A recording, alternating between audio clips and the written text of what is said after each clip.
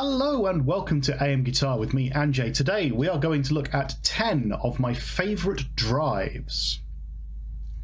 Now when I say 10 of my favourite drives, these are drives that I have demoed on the channel and that are either on my board now or have spent significant time on my board.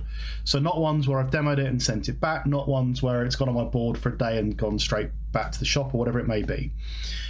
These are ones that I have used and loved. Not in any particular order, so it's not from 10 down to 1. These are all drives that I really like. So we're going to start with the VS Audio Royal Flush. Now the VS Audio Royal Flush is a dual drive King of Tone type pedal that has a low and a high gain side to it, and I just found it really usable. I thought every tone in the box was great. I didn't have to fight with it to get good tones. There were no like micro switches or anything, just really good blues breaker style tones that could stack brilliantly and could be used in lots of different ways.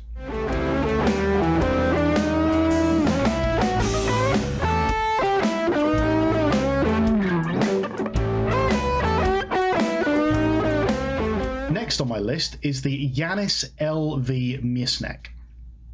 Now this is quite a recent pedal that I've demoed, and again I found it really versatile in that I could get anything from really low gain to really high gain with the combination of my guitar's volume control and the pedal's gain control. The flicky switch did something. It drove the op amps harder to give you breakup. And the thing that really impressed me with it was how well it responded to the guitar's volume control, because even at high gain it could take you from kind of heavy metal down to blues just on the volume control. So yeah, really good pedal. Okay, so VS Audio are going to make a second appearance now, and this is with a drive that I've very recently demoed, the VS Audio Blackbird.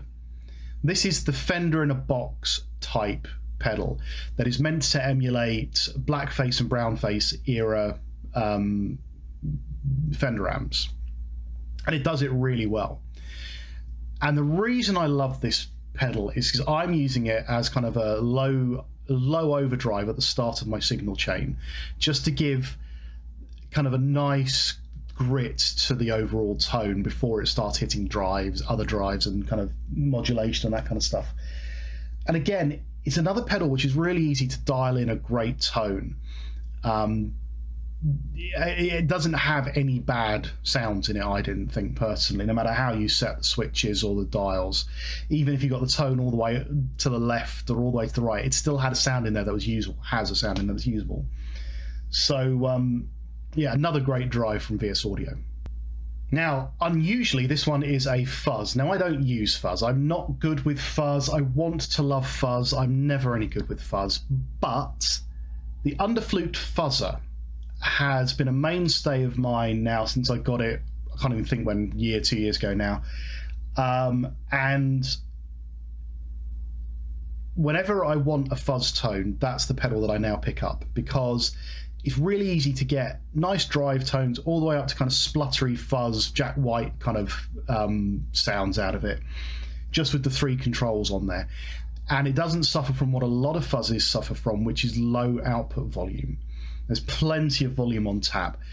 I've used it as a low gain start to my signal chain. I've used it as a spluttery fuzz that then gates other drives. I've used it in recordings. It goes on my board from time to time if there's a fuzz sound I'm looking for. So for me, the Underflute Fuzzer is kind of my go-to fuzz pedal.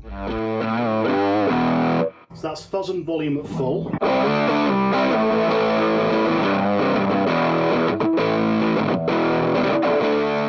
Martin DC drive actually was the video before this one. I've not had it that long, but it has ended up as my main drive pedal on my board. Just instantly fell in love with it, which is funny because I'd tried a dual version of it and didn't like it at all. some reason, the single version just sounds fantastic, and I absolutely love it. It's does that Marshall sound, so it's high gain but lots of dynamics. It just sounds really good, quite simply.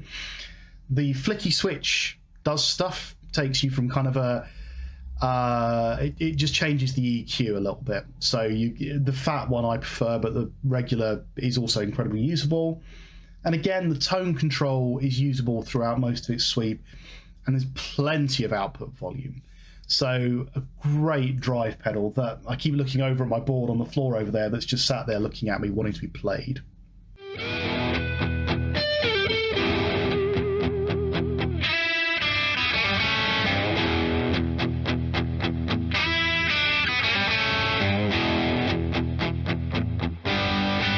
Now for a slightly odd one, the Eddierifkin Karen.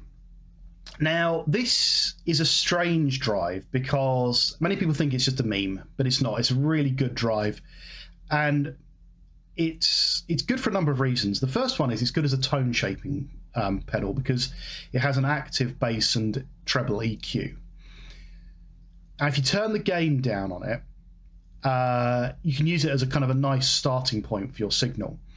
If you turn if you turn the rage all the way up and tweak the EQ, it then becomes a really good kind of light drive with a bit of aggression, almost like it's kind of a treble booster type pedal.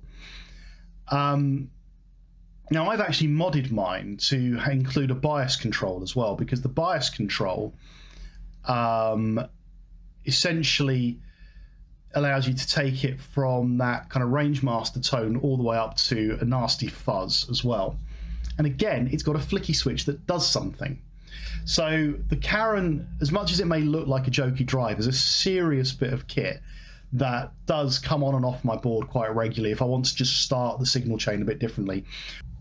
Now for a classic and a less classic. So I'm grouping two pedals together here, the Proco Rat 2 and the Gojira Effects Heretic. Now the reason I'm grouping them together is because I use them exactly the same way. I dial the Heretic in to sound exactly like the Rat, but because the Rat is so unwieldy in size and shape, I use the Heretic on my board if I'm going to get a Rat sound. So I love my Rat, but the Heretic is more practical for me and pretty much sounds the same. Again, just a classic drive tone that every rock band at some point has probably used on an album, and one that I find really useful when I'm recording, when I'm practicing, and if I'm looking for something really rough in the studio or when I'm playing with the band, the Rat's going to get used.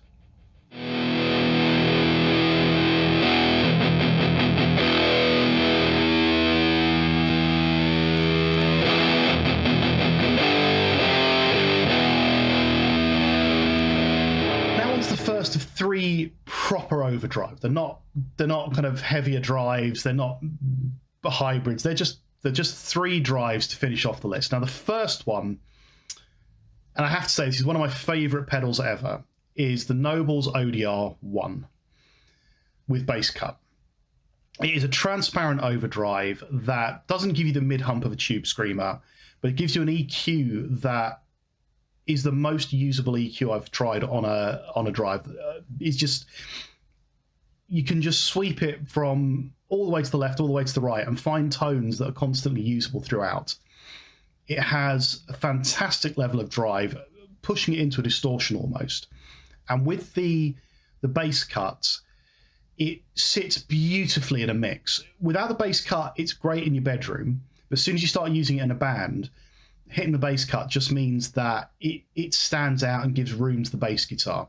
Just a fantastic overdrive, and one that, if you're not a fan of things like the SD1 or the Tube Screamer, I absolutely recommend you trying on your board. And speaking of Tube Screamers, the Tube Screamer Mini is my next choice. I wanted to try a real Tube Screamer. I've had lots of clones and copies, but I wanted to try a real one. And the Mini just had the perfect form factor. It's essentially an 808. It sounds almost identical. It's just really small. And if you're looking for a Tube Screamer tone, but you don't want to spend big bucks on it, and you don't want to take up space on your board. I mean, I can't recommend it high enough. The only reason I don't use it now is I found the output volume wasn't enough for what I wanted to use it for. But superb pedal, and if you're looking for that tube screamer sound, you might as well get a tube screamer on a budget. And finally on my list, a really nice little budget pedal that surprised the hell out of me, the Horse Effects Tauren, which is essentially a clone. And in fact, it's a clone of a clone because it's actually a copy or a licensed build of the Joyo Tauren. And it just surprised me because it sounded amazing. And it spent quite a lot of time at the start of my effects chain, just as a sort of tone shaping tool. That little bit of grit, little bit of EQ, and yeah, I'm really shocked by just how good it is as a drive pedal. For like £30 or something off eBay, it was ridiculously cheap. So it makes an appearance as on the sort of not the last spot, but a spot in the top 10, just because of how surprised I was by how good it actually turned out to be.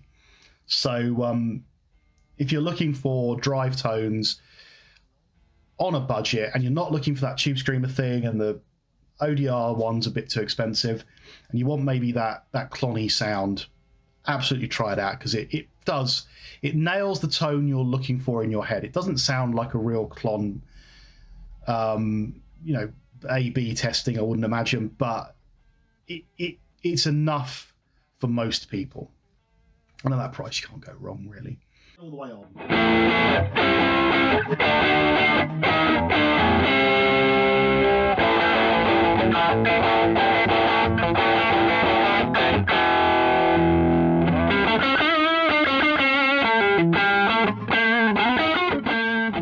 So yeah, there's my sort of 10 favorite drives.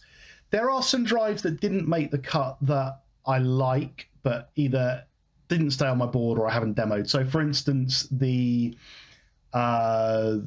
Sky, the Pure Sky from K-Line. I've only just started using it as a Timmy clone. That's superb.